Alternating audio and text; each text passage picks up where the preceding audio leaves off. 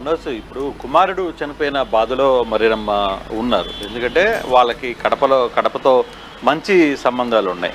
మరియమ్మ కూడా దాదాపుగా ఒక 20 రోజుల క్రితం కడపకి వచ్చారు. కడపలో కొంత ఆమెకు అనారోగ్యంగా ఉన్న రోజునే అక్కడికి వచ్చారు. అక్కడ ఉన్న స్థానికంగా ఉన్న ఆశా వర్కర్తో ఎప్పుడు కూడా టచ్లో ఉంటారు వీళ్ళందరూ. కేవలం ఆమె ఒకటే కాదు, మరణించిన ప్రవీణ్ కూడా వాళ్ళతో టచ్లో ఉండే పరిస్థితి అయితే ఉంటుంది. ఎప్పుడు ఫోన్లో మాట్లాడుకున్నా, లేదు అక్కడున్న కొంత వాళ్ళకున్న ఆస్తులకు సంబంధించి ఏదైనా హెల్ప్ కావాలన్నా కూడా ఈ ఆశా వర్కర్తోనే మాట్లాడే ప్రయత్నం చేస్తుంటారు.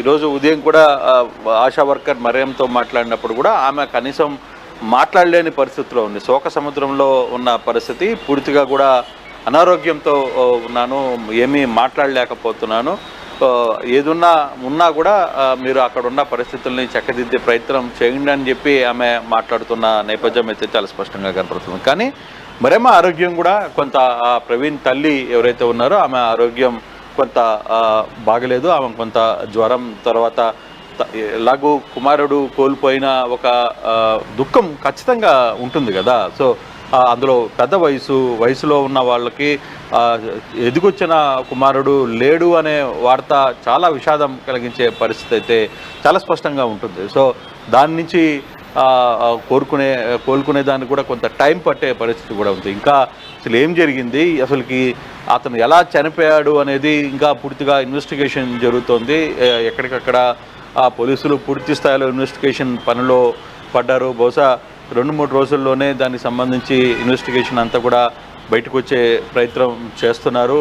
నిన్న వాళ్ళ సతీమణి వాళ్ళ పెద్ద కుమారుడు కూడా బయటకు వచ్చి పోలీసుల ఇన్వెస్టిగేషన్ మీద మాకు పూర్తి నమ్మకం ఉంది, వాళ్ళు చాలా వేగంగా ఇన్వెస్టిగేషన్ చేస్తున్నందుకు కూడా కృతజ్ఞతలు అని చెప్తూనే, మరోవైపు తొందరపడి ఏవంటే అవి కథనాలు ప్రసారం చేసే ప్రయత్నాలు చేయొద్దు, యూట్యూబర్లకు కావచ్చు లేకపోతే ఇతర వాళ్ళందరికీ కూడా చెప్తున్నారు. మీ ఇష్టం వచ్చినట్టుగా వ్యాఖ్యలు చేయడం, మీ ఇష్టం వచ్చినట్టుగా ఇవి చేయడం మంచిది కాదు అనేది కూడా వాళ్లే కుటుంబ సభ్యులే బయటకు వచ్చి మాట్లాడుతున్న నేపథ్యంలో ఇన్వెస్టిగేషన్ మీద మాకు నమ్మకం ఉంది, పోలీసుల మీద నమ్మకం ఉంది అని చెప్పే ప్రయత్నం చేశారు. మరోవైపు మరియమ్మ తల్లి ఆరోగ్య పరిస్థితి కూడా కొంత క్షీణించిన పరిస్థితిలో ఆమె కనీసం ఫోన్లో ఏమీ మాట్లాడలేని పరిస్థితి. మరోవైపు మీడియాతో మాట్లాడుకునే ప్రయత్నం చేసినా, అక్కడ మన కడప ప్రతినిధి అక్కడి నుంచి మాట్లాడే ప్రయత్నం చేసినా నేను ఇప్పుడు ఏమీ మాట్లాడలేని పరిస్థితిలో ఉన్నానని చెప్పి ఆమె మాట్లాడిన పరిస్థితి కూడా మనం చూసాం. సో కొంత ఎవరికైనా బాధ అనేది ఉంటుంది కదా.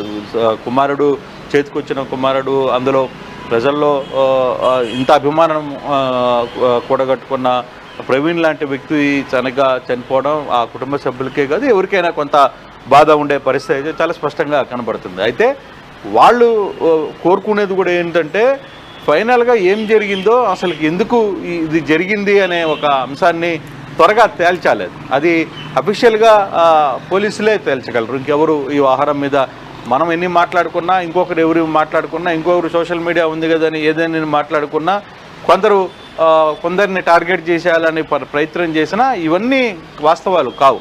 బట్ ఏదైనా జరుగుతున్నది రేపు పోలీసులు చెప్పే ఏదైతే కోడ్ ఉంటుందో, ఏదైతే వాళ్ళ దగ్గర ఎవిడెన్స్ ఉంటుందో, ఇప్పటికే పోలీసులు పూర్తి స్థాయిలో ఎవిడెన్స్ అంతా కూడా తెచ్చిపెట్టారు కాబట్టి దానికి సంబంధించిన ఎవిడెన్స్ అంతా కూడా వాళ్ళ దగ్గర సమాచారాన్ని సేకరిస్తున్నారు కాబట్టి సో ఆ ఎవిడెన్స్ అంతా కూడా క్లియర్గా వచ్చే పరిస్థితి అయితే ఉంది. మరోవైపు పోస్ట్మార్టం రిపోర్ట్ కూడా కొంత పూర్తి స్థాయిలో రాలేదు, ఇంకొంత వచ్చే పరిస్థితి అయితే కనపడుతుంది. బహుశా అది కూడా అందుబాటులోకి వచ్చింది. బహుశా రేపు ఎల్లుండి లోపల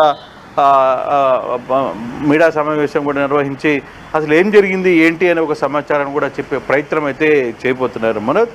అయితే ఫర్దర్గా ఏ విధంగా ఉంటుంది, కానీ తన కుమారుడు కోల్పోయాడనే బాధ మాత్రం మరియమ్మ జీర్ణించుకోలేకపోతున్నారు. ఆమె చాలా కన్నీరు పెట్టుకుంటున్న పరిస్థితి. తండ్రి దగ్గరే ఇంట్లో ఉండే ప్రయత్నంలో ఆమె ఆనివాసంలోనే ఉంటున్నారు మనోజ్. కృష్ణమోహన్, సో ఏమైనా కూడా ప్రవీణ్ కుటుంబీకులు చాలా కన్నీరు మున్నీరుగా విలపిస్తున్నారు. ప్రవీణ్ లేని లోటుని ఎవరు కూడా తీర్చలేరు. సో తల్లి మరియమ్మ కూడా కొంత అనారోగ్య బారిన పడినట్టు తెలుస్తోంది. కుటుంబీకులకైతే ఇటు బయటి వాళ్ళకి ఎంత ఆందోళన వ్యక్తమవుతుంది, అంతకంటే ఎక్కువ కుటుంబీకులకు ఆందోళన ఉంది. కానీ ఇక్కడ ఒకటే, పోలీసులు నిజాలు నిగ్గు తేల్చాలి. ఏదేమైనా కూడా అఫీషియల్గా పోలీసులు చెప్పేంత వరకు కూడా తాము ఏమీ నమ్మం. పోలీసుల పైన చాలా సంపూర్ణమైనటువంటి నమ్మకం తమకు ఉందంటూ అటు భార్య జెసికా పగడాలు చెప్పుకొచ్చారు. దాదాపుగా కుటుంబంతో కూడా అదే భావిస్తోంది. సో ఒకసారి మళ్ళీ మీరు కూడా వినండి ఆశా వర్కర్ దేవితో